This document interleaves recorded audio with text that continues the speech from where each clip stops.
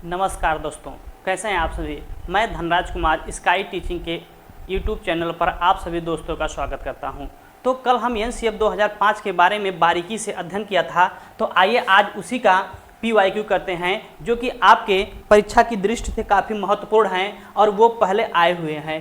ठीक है, तो यदि चलते हैं हम अपने क्वेश्चन की तरफ। हमारा क्वेश्चन क्या कह रहा है। हमारा पहला क्वेश्चन है,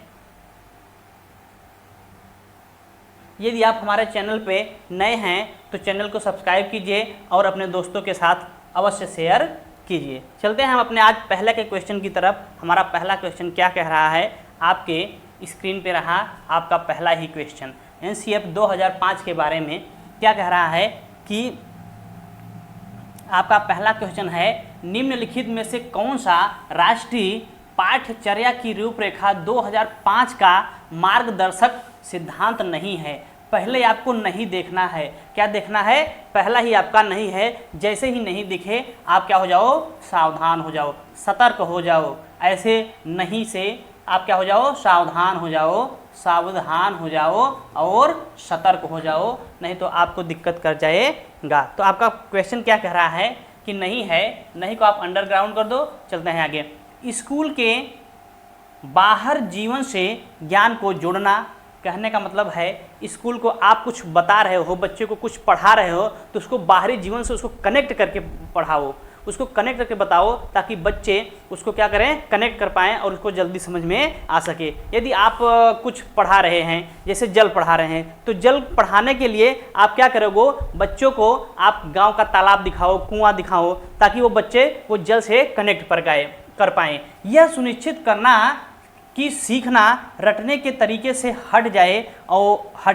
कहने का मतलब बच्चे को रोड लर्निंग नहीं करना है, बच्चे को कुछ अन्वेषक, कुछ नया सिखाना है। बच्चे को आप रोड लर्निंग नहीं कर सकते हैं। तो ये तो हमारे में है। यह सुनिश्चित करना कि पाठ्य पुस्तकों से पूरी तरह मेल खाता हो। क्या करता है कि जैसे जैसे पाठ्य पुस्तकें में दी गई हैं वैसे ही बच्चों को पढ़ाया जाए। क्या आपका एनसीएफ ये कहता है, या परीक्षाओं को अधिक लचीला बनाना और कक्षा को जीवन के साथ एकीकृत करना। कहने का मतलब है उसको कक्षा को, जो भी उसको परीक्षा को अत्यधिक लचीला बनाया जाए, और जैसा साल में एक बार परीक्षा लिया जाता है ऐसा नहीं, बच्चों को सतत एवं व्यापक मूल्यांकन होना चाहिए, लगातार परीक्षा लेते रहना चाहिए, ताकि बच्चे का जो परीक्षा से डर है वो क्या हो, खत्म हो जाए। तो ऐसा तो है नहीं, आपका ये जीवन बोल रहा है आपको नहीं ढूंढना है, तो बाहरी जीवन से जोड़ना है। और क्या करता है, उसको रटने से बिल्कुल मुक्त करना है। ये भी क्या है, आपको रटने से तरीकों से हटाया जाए। बिल्कुल रोड लर्निंग मना कर दी है। यह सुनिश्चित करना कि पाठ्य पुस्तक का मेल खाता हो। नहीं, पाठ्य पुस्तक से ही मेल नहीं है तो आपका नहीं पूछा है तो ये नहीं हो जाएगा। और उसको रियल लाइफ से जोड़कर पढ़ाना, ये भी सही है। तो आपका तीसरा नंबर हो जाएगा गलत, क्योंकि पूछा हमसे गलत है तो हमें गलत का भाई गलत ही हो जाएगा। हमारा आंसर हो जाएगा तीसरा। आई होप आपको ये क्वेश्चन समझ में आया होगा। चलते हैं अगले क्वेश्चन की तरफ। हमारा अगला क्वेश्चन क्या कह रहा है, हमारा अगला क्वेश्चन है क्वेश्चन नंबर 2। क्या कह रहा है, शिक्षण अधिगम प्रक्रिया की अवधारणा करते समय राष्ट्रीय पाठ्यचर्या की रूपरेखा 2005 निम्न में से किसके पर महत्व बल देती है। किसके महत्व पर बल देती है? क्या सक्रिय जुड़ाव और बातचीत पर, क्या वेधन और बार बार अभ्यास। कहने का मतलब है drill and bar bar drill, उसको बार बार अभ्यास करो। सामग्री को रट, आप जैसे रटता आए, आप बिल्कुल जो रटना है वो क्या है, वो जो रोट मेमोराइजेशन है वो आपका बिल्कुल निगेटिव वर्ड है। आपको तुरंत कहते हैं, आपको स्टिमुलस रिस्पॉन्स ऐसा करना नहीं है। बच्चे को सक्रिय बनाओ और उसको क्या करो, बच्चे को क्या सक्रिय करके उनसे जुड़ाव करो, उनसे बातचीत करो, उनको कहाँ दिक्कत आ रही है, कैसे उसको समझाना है, ये सब बच्चे को सक्रिय करके उनको शिक्षा दी जाए। तो आपका आंसर हो गया पहला ही। ठीक है, चलते हैं अगले क्वेश्चन की तरफ। हमारा अगला क्वेश्चन क्या कह रहा है, आपका अगला क्वेश्चन रहा आपके स्क्रीन पर। क्वेश्चन थोड़ा सा बड़ा है, बट आपको घबराना नहीं है, क्योंकि आप लोग थोड़ा सा क्वेश्चन बड़ा देखते हो और घबरा जाते हो। क्या बोल रहा है, पाठ्यचर्या ऐसी हो जो पाठ्य पुस्तक के ज्ञान को पुनः प्रस्तुत करने के स्थान पर बच्चों को अपनी आवाज़ें, पाने का कार्य करने के लिए अपनी जिज्ञासा का पोषण करने, प्रश्न पूछने और जांच पड़ताल करने तथा अपने अनुभव को बांटने तथा विद्यालय के ज्ञान के साथ जोड़ने में सक्षम बनाए।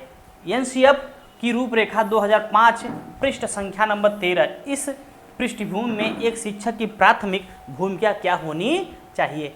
कहने का तात्पर्य यह है कि एनसीएफ 2005 हमारा कह रहा है कि बच्चे को किस प्रकार से सिखाया जाए। क्या उसको बाहरी जीवन से कनेक्ट करके सिखाया जाए, या उसको मार पीट कर सिखाया जाए, या उसको डंडे के चाबुक के बल पे सिखाया जाए। आपका एनसीएफ क्या कह रहा है, उसी के अंगेस्ट में कहा गया है। क्या बच्चे को उसकी अपनी समझ और अपने ज्ञान को साझा करने का पर्याप्त अवसर देना चाहिए। हमारा एनसीएफ ये कह रहा है। या क्या कह रहा है, दूसरा है कि बच्चों के अनुभव को निरस्त करके पाठ्य पुस्तकों, जैसे ही निरस्त करना और पाठ्य पुस्तक केंद्रित आए तो यहाँ पे पाठ्य पुस्तक केंद्रित नहीं, बाल केंद्रित होना चाहिए। कैसा होना चाहिए, बाल केंद्रित होना चाहिए। आपका शिक्षा कैसा होना चाहिए, बाल केंद्रित होना चाहिए। और तीसरा कह रहा है पाठ्य पुस्तक के अध्याय को क्रमवार पर पूरा करना। क्या उसका जो अध्याय है उसको सिर्फ पूरा करना ही रिस्पॉन्सिबिलिटी है आपकी। या चौथा कह रहा है कि यह सुनिश्चित करना कि शिक्षिका अच्छे प्रश्न पूछें और शिक्षार्थी अपने उत्तर पुस्तिका में लिखें। ऐसा क्या आपका ये बोल रहा है कि जैसे ही आपकी शिक्षिका या शिक्षक प्रश्न पूछें और जितने बच्चे हैं आराम से उसको सिर्फ छापते जाएं।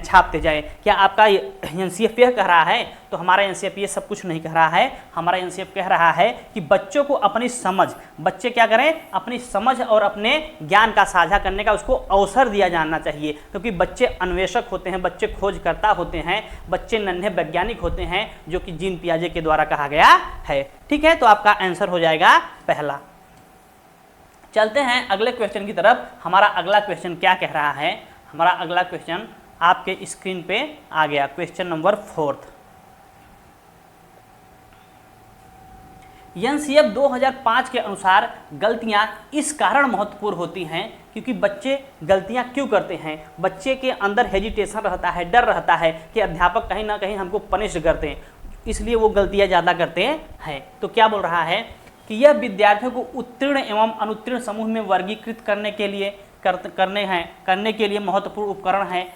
क्या बच्चों को फेल और पास होने में क्या वर्गीकृत बंटवारा करने में है। और यह अध्यापकों को बच्चों को डांटने के लिए एक तरीका उपलब्ध कराती है। आप बच्चों को न आप डांट सकते हैं, न मार सकते हैं, आप बच्चों को बिल्कुल पनिश नहीं कर सकते हैं।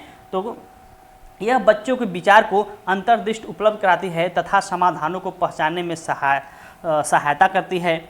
यह कक्षा से कुछ बच्चे को हटाने के लिए आधा स्थान उपलब्ध कराती है। तो क्या आपका आंसर क्या हो जाएगा, क्या हो जाएगा। आप वर्गीकृत, जहाँ वर्गीकृत आए बच्चों को अलग अलग करके आप पढ़ा नहीं सकते हो। समावेशी शिक्षा कहती है सबको साथ, एक साथ सबको एक छत के नीचे पढ़ाया जाना चाहिए। हमारी इंक्लेसिव एजुकेशन यही कहती है। और बच्चों को उसको आप डांट सकते ही नहीं, आप उसको पनिश तो बिल्कुल ही नहीं कर सकते हैं। ये नहीं बच्चा कुछ पूछ लिया, उसको नहीं आ रहा है तो आप लेके लाठी लेके ले दनादन उसको लठियाने लगे। ऐसा आपको बच्चा को कुछ करना ही नहीं है। इवन आपको उसको डांटना भी नहीं है। और क्या है, यह बच्चों को कक्षा से हटाने के लिए बिल्कुल ऐसा नहीं कर सकते हैं। तो आपका क्या आंसर क्या हो जाएगा, आपका आंसर हो जाएगा 3rd नंबर। यह बच्चे के विचार की अंतर्निष्ठ उपलब्ध कराती है तथा उनके समाधानों को पहचानने में सहायता करती है। उनको क्या करती है, समाधान को पहचानने में सहायता करती है। तो आपका आंसर हो जाएगा 3rd। चलते हैं अगले क्वेश्चन की तरफ। हमारा अगला क्वेश्चन क्या कह रहा है, क्वेश्चन नंबर 5 ये रहा आपके स्क्रीन के ऊपर। क्या कह रहा है, एनसीएफ पाठ्यक्रम यानी राष्ट्रीय पाठ्यक्रम रूपरेखा 2005 के अनुसार क्या होना चाहिए। बच्चे शिक्षक के द्वारा दी गई सामग्री निष्क्रिय रूप से प्राप्त करता है। क्या बच्चे निष्क्रिय रूप से प्राप्त करते हैं, या जो भी आप कुछ उनको सूचना देते हो या कुछ पढ़ाते हो, अधिगम कराते हो, बच्चे में अधिगम को विनियमित करने की क्षमता नहीं होती है। क्या एनसीएफ हमारा ये, क्या बच्चे ऐसा नहीं है कि बच्चे कोरी स्लेट होते हैं, बच्चे के पास बहुत अनुभव होता है और उस अनुभव को आप वरीयता दोगे, ऐसा नहीं कि आप उसको वरीयता नहीं दोगे। और बच्चे को रटने के माध्यम से सर्वश्रेष्ठ, अरे बाप रे, रटना जैसे शब्द आए वैसे ही काट दो तुरंत, क्योंकि आप बच्चे को रोड मेमोराइजेशन नहीं करवा सकते हो और रोड रेक्टिफिकेशन नहीं मरवा सकते हो। बच्चे ज्ञान के निर्माण में सक्रिय भूमिका निभाते हैं और बच्चे जैसे ही, क्योंकि बच्चे जहाँ पे सक्रिय शब्द आ जाए, बच्चे सक्रिय होकर सीख रहे हैं, वो आपका पॉजिटिव वर्ड हो जाएगा और आपका आंसर उधर की तरफ झुकने लगता है। तो इसमें निष्क्रिय हो नहीं सकता है। और बच्चे को आप क्या करते हैं, उनमें ऐसा तो है उनमें अधिगम करने की क्षमता नहीं है और बच्चे रटते हैं नहीं है, बच्चे क्या करते हैं, बच्चे निर्माण में, ज्ञान के निर्माण में सक्रिय भूमिका निभाते हैं, वो सक्रिय होकर सीखते हैं। तो हमारा आंसर हो जाएगा 4th। ठीक है, चलते हैं अगले क्वेश्चन की तरफ। हमारा अगला क्वेश्चन क्या कह रहा है, हमारा क्वेश्चन नंबर 6, हमारा क्वेश्चन नंबर 6 क्या कह रहा है, राष्ट्रीय पाठ्यचर्या रूपरेखा 2005 के अनुसार निम्नलिखित में से कौन सा क्रियाकलाप एक रचनात्मक कक्षा पर आधारित, रचनात्मक मतलब क्रिएटिविटी, बच्चे क्या करते हैं, कुछ न कुछ नया करके, कुछ न कुछ क्रिएटिविटी करके सीखते रहते हैं। तो उसके बारे में क्या कर रहा है, शिक्षक श्यामपट्ट पर प्रश्न हल करते हैं और बच्चे उसकी नकल करते हैं। क्या ऐसा कह रहा है? रचनात्मकता का मतलब क्या होता है कि बच्चे कुछ न कुछ नया खोज कर लाते हैं, बच्चे कुछ न कुछ नया सीखते रहते हैं, उसका मतलब होता है रचनात्मकता, क्रिएटिविटी। शिक्षक समूह में किए गए क्रियाकलाप का अवलोकन करते हैं और विद्यार्थियों को प्रश्न हल करने के लिए सुगमता प्रदान करते हैं। क्या ऐसा है? क्या शिक्षक बच्चों को महत्वपूर्ण सूत्र एवं एक चार्ट पेपर पर लिखकर प्रतिदिन उन्हें पढ़ने के लिए कहते हैं? शिक्षक शिक्षार्थियों को नियमित रूप से बहुत गृह कार्य, आपको पता है कक्षा 2 तक आप तो बच्चे को, कक्षा 2 तक भी आपको बच्चे को क्या करना है, होमवर्क देना ही नहीं है। और कक्षा 5 तक 5-6 तक बच्चे को आपको सिर्फ और सिर्फ हफ्ते में 5-6 घंटे 3 से लेकर 5-6 तक आपको बच्चे को सिर्फ 5 हफ्ते में सिर्फ और सिर्फ 5-6 घंटे होमवर्क देना है। तो आपका आंसर क्या हो जाएगा, क्वेश्चन नंबर 6वां, क्वेश्चन नंबर 6वें का क्या हो जाएगा, आपका आंसर हो जाएगा 2nd। शिक्षक समूह में किए गए क्रियाकलाप का अवलोकन करते हैं और विद्यार्थियों को हल प्रश्न करने के लिए सुगमता क्या करते हैं, सिर्फ बच्चा टीचर क्या है, सुगमता प्राप्त करता, सिर्फ उसको मार्गदर्शन करना, न कि उस पर हुक्म चलाना। ठीक है, तो आपका आंसर हो जाएगा 2nd। ठीक है, आपका आंसर हो जाएगा 2nd। चलते हैं अगले क्वेश्चन की तरफ। हमारा अगला क्वेश्चन क्या कह रहा है,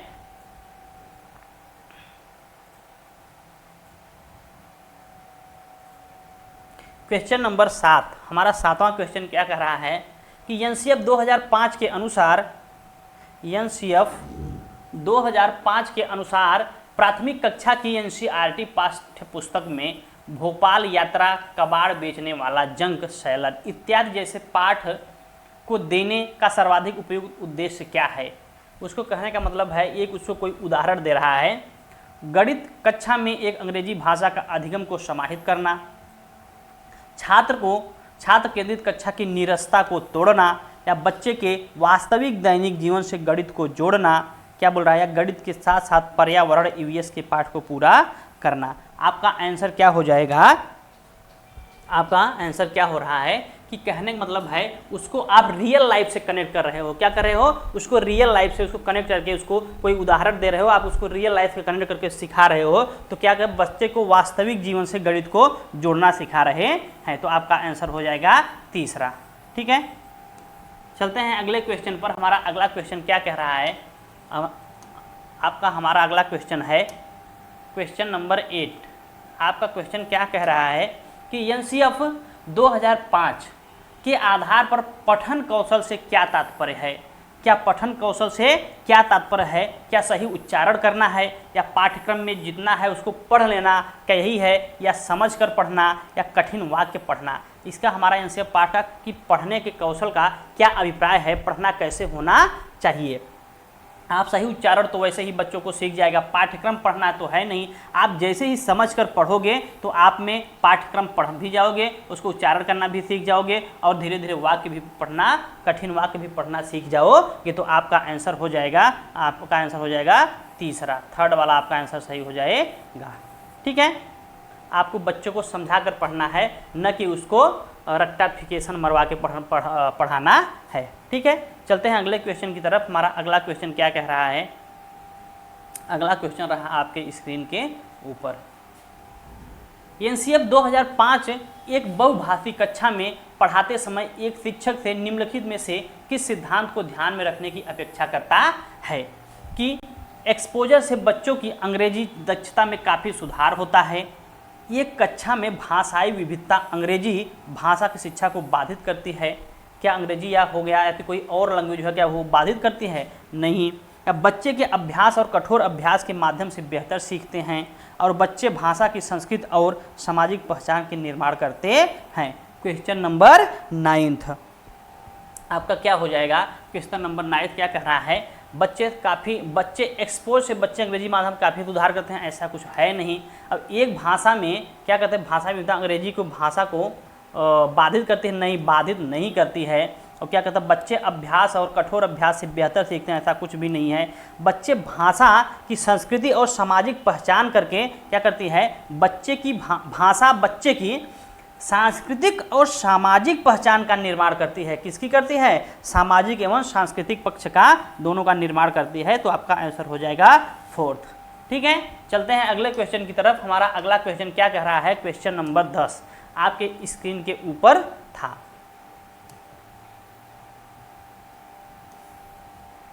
राष्ट्रीय पाठ्यचर्या रूपरेखा 2005 प्राथमिक स्तर पर किस भाषा का अनुदेशन माध्यम बनाने का सिफारिश करती है? क्या मातृभाषा का, क्षेत्रीय भाषा का, 8वीं अनुसूची में दी गई कोई भाषा की या इंग्लिश की? किस भाषा की वो सिफारिश करता है? क्या करता है? प्राथमिक स्तर पर बच्चों को ज़्यादा से ज़्यादा उसको अनिवार्य है कि उसके प्राथमिक स्तर पर बच्चों को मातृभाषा में सिखाया जाए, क्योंकि बच्चे छोटे होते हैं और उनको जो कुछ आता रहता है वो अपनी मातृभाषा में सहजता से बोल सकते हैं।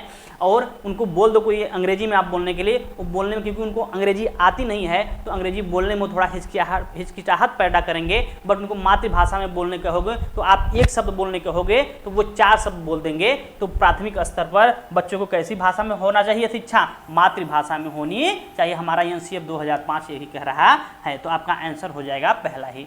चलते हैं अगले क्वेश्चन की तरफ। हमारा अगला क्वेश्चन क्या कह रहा है?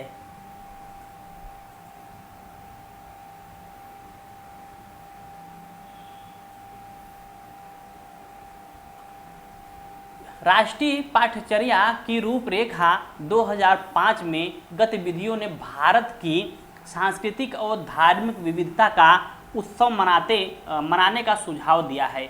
महिलाओं के प्रति सम्मान और जिम्मेदारी के दृष्टिकोण को बढ़ावा देने और वृत्त चित्रों और फिल्मों को संकलित करने में एवं न्याय और शांति के मूल्य को बढ़ावा देने के लिए कार्यक्रम के लिए हैं। किसके लिए हैं? आपके क्या शांति के लिए है, मूल्यों के लिए है, नागरिकता के लिए है और इनमें से कोई नहीं है। तो किसके लिए हमारे एनसीएफ 2005 कहती है? क्वेश्चन नंबर 11 किसके लिए है भैया? क्वेश्चन नंबर 11 कहने का मतलब है हमारा क्वेश्चन नंबर हो जाएगा मूल्यों का ऐसा कुछ है नहीं, नागरिकता के लिए ऐसा है नहीं, इसमें से कोई नहीं, शांति के लिए। आपको पता है कि भारत सदैव से शांति का देश रहा है। वो कभी किसी पर पहले आक्रमण नहीं करता है, क्योंकि यहाँ पे मानवता सिखाया जाता है।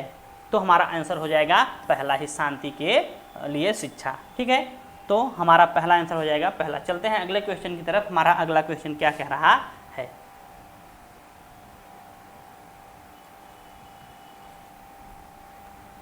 क्या आप इस कथन से सहमत है कि एनसीएफ के अनुसार शिक्षक ज्ञान का सह निर्माण है? क्योंकि शिक्षक ही सब, क्योंकि उसको सह मतलब साथ का निर्माण करता है। अहम ब्रह्मास्त्र वाला ये वाक्य नहीं है। सिर्फ बच्चे को क्या कर दे, उसको उसके साथ दे, सुगम कर्ता बने, न कि सब कुछ सर्वदाता वही बने। आंशिक रूप से सहमत है? क्या सहमत है? दृढ़तापूर्वक सहमत है या सहमत नहीं है? तो आपका आंसर क्या हो जाएगा? ये आपका एनसीएफ कह रहा है कि शिक्षक का ज्ञान सह-निर्माण है। आप इसके रूप में क्या करते हैं? ये किसके रूप में है? आंशिक रूप से सहमत है? बिल्कुल नहीं, सहमत नहीं है। नहीं, दृढ़तापूर्वक सहमत है। कैसा सहमत है? दृढ़तापूर्वक सहमत है। आपका आंसर हो जाएगा 3। चलते हैं अगले क्वेश्चन की तरफ। हमारा अगला क्वेश्चन क्या कह रहा है? Question number 13। आपके स्क्रीन पे रहा ये। निम्नलिखित में से कौन सा दस्तावेज, जो कि हमने पहले बताया एनसीएफ क्या है, एक प्रकार का दस्तावेज है जिसमें बच्चों को कैसे पढ़ाया जाना चाहिए, लाइफ उसको रोड मेमोराइजेशन नहीं करना है, रट्टाफिकेशन मार के नहीं उसको सिखाना है, बच्चों को रियल लाइफ से कनेक्ट करके सिखाना है, और बच्चे को उसके ऊपर भार नहीं देना है। और होमवर्क प्राइमरी कक्षा तक तो आपको बच्चों को होमवर्क देना ही नहीं है, कक्षा 2 तक। ये हमारा दस्तावेज बताता है, जो कि एनसीएफ बताता है। इस कथन में अनुशंसा करता है कि शिक्षक को यह पहचानने और महत्व देने के लिए सशक्त होना चाहिए कि बच्चे अपने घर, सामाजिक और सांस्कृतिक वातावरण से क्या सीखते हैं और बच्चों के लिए खोज के अवसर पैदा करते हैं। क्या एनसीएफटी 2010 कह रही है, एनसीएफ 2005 कह रही है, एनईपी 1986 1986 कह रही है, इसमें से कोई नहीं। तो आपको क्या कह रहा है कि एनसीएफ 2005 हमारा क्या कह रहा है कि बच्चे क्या करते हैं, ज्ञान का निर्माण खुद करते हैं और बच्चे को रोट मेमोराइजेशन से बचाना चाहिए, बच्चे के ऊपर वर्णन नहीं देना चाहिए। ठीक है, हमारा आंसर हो जाएगा दूसरा। चलते हैं अगले क्वेश्चन की तरफ। हमारा अगला क्वेश्चन क्या कह रहा है, क्वेश्चन नंबर 14। क्वेश्चन नंबर कौन सा, 14। एनसीएफ 2005 के अनुसार अंग्रेजी पढ़ाने का उद्देश्य का निर्माण है। क्या द्विभाषिकता या बहुभाषिकता, केवल अंग्रेजी, इनमें से कोई नहीं। क्या हो गया, क्वेश्चन नंबर 14 का आंसर क्या हो जाएगा। कहने का मतलब है ये क्या हो जाएगा, यदि आप बच्चे को अंग्रेजी सिखा रहे हो, वो चला गया साउथ में, यदि किसी के कारणवश वो चला गया साउथ में, तो यदि बच्चा अंग्रेजी द्विभाषा के रूप में या बहुभाषिकता के रूप में सीखे रहेगा, तो वहाँ की जो माहौल है, वहाँ का जो पर्यावरण है, उसको वो एडॉप्ट करने में उसको ज़्यादा कठिनाई का सामना नहीं करना पड़ेगा। इसलिए बच्चे को द्विभाषा के रूप में या बहुभाषा के रूप में क्या अदर एक और लैंग्वेज सिखाना चाहिए। तो ये क्या हो रहा है, हमारा बहुभाषा के रूप में बच्चे को सिखाना चाहिए।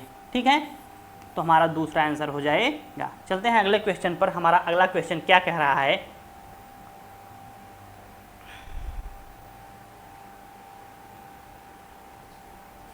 एनसीएफ 2005 कहता है कि बच्चे असफल नहीं होते हैं, वे स्कूल की विफलता का संकेत देते हैं। कहने का मतलब ये कोई बच्चा फेल हो रहा है तो बच्चा नहीं फेल हो रहा है, पूरी सरकार फेल हो रही है, पूरी सिस्टम फेल हो रही है, क्योंकि बच्चा कभी फेल नहीं होता है। हमारा एनसीएफ 2005 यही कह रहा है। क्या वो सहमत है, दृढ़तापूर्वक सहमत है, या सहमत है, या दृढ़तापूर्वक असहमत है। तो आपका आंसर क्या हो जाएगा, बच्चा कभी भी असफल नहीं होता है। बच्चा क्या होता है, बच्चा हर समय सफल होता है, तो दृढ़तापूर्वक इससे बातों से सहमत हैं। ठीक है, तो आपका आंसर हो जाएगा सेकंड। चलते हैं अगले क्वेश्चन की तरफ। हमारा अगला क्वेश्चन क्या कह रहा है, क्वेश्चन नंबर 16। किस दस्तावेज में शिक्षकों के लिए यह उद्धरण है कि बच्चों की देखभाल करता है और उनके साथ रहना पसंद करता है, या उन्हें सामाजिक, सांस्कृतिक और राजनीतिक संदर्भों में समझता है, तभी बच्चों के साथ समान व्यवहार करता है। क्या हमारा एनसीएफटी 2010 का रहा है, एनसीएफ 2005 का रहा है, या आरटीई 2000 राइट एजुकेशन एक्ट बोल रहा है 2009, या एनसीएफटी और एनसीएफ 2005 दोनों, इसमें से आपका क्या हो जाएगा, ऐसा कौन सा बोल रहा है। कहने का मतलब है बच्चे समाज के साथ ज़्यादा सीखते हैं और राजनीतिक और उसके संदर्भ में समझते हैं, समझकर अपने ज्ञान का निर्माण खुद करते हैं। तो हमारा एनसीएफटी और एनसीएफ दोनों कह रहा है, तो हमारा आंसर हो जाएगा चौथा वाला। ठीक है, हमारा आंसर क्या हो जाएगा, चौथा। चलते हैं अगले क्वेश्चन की तरफ। हमारा अगला क्वेश्चन क्या कह रहा है, अच्छा क्वेश्चन इतना ही था जी। तो आज के लिए बस इतना ही रखते हैं। ये थे कुछ एनसीएफ के मोस्ट इंपॉर्टेंट क्वेश्चन जो कि आपकी परीक्षा के दृष्टि से आपको काफ़ी हेल्प करेंगे। यदि आप इसकी पहली थियरी नहीं देखे हैं तो नीचे डिस्क्रिप्शन बॉक्स में लिंक को पिन किया गया है, उस पर आप जाकर देख लीजिए। यदि आप चैनल पर नए हैं तो चैनल को सब्सक्राइब कीजिए और अपने दोस्तों के साथ शेयर जरूर कीजिए। तब तक के लिए जय हिंद।